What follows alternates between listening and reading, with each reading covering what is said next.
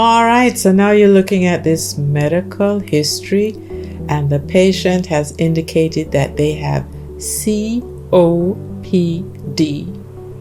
Yeah, chronic obstructive pulmonary disease. And this is a group of progressive lung diseases, including chronic bronchitis and emphysema. So those patients have a great difficulty in breathing.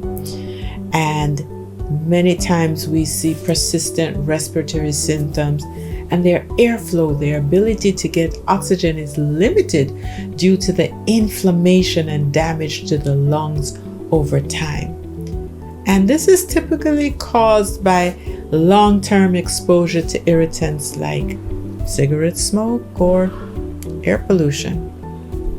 Now, people with COPD may struggle with dry mouth because many times they are mouth breathers.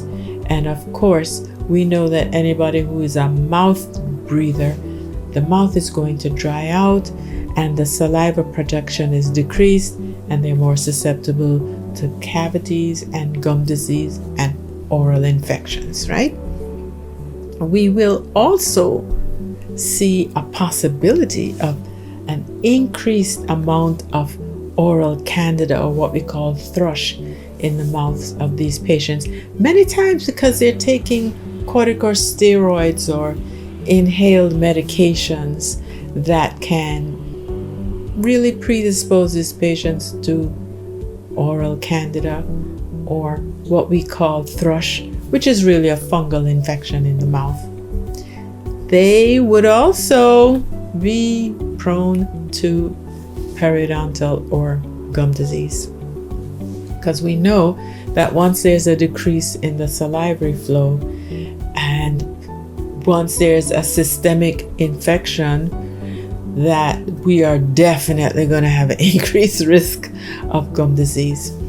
And you may not have thought about this, but dental erosion of the protective layer of the teeth, because sometimes these patients have acid or gastric reflux, and that stomach acid bathes the teeth and makes them sensitive to sometimes even just drinking room temperature water.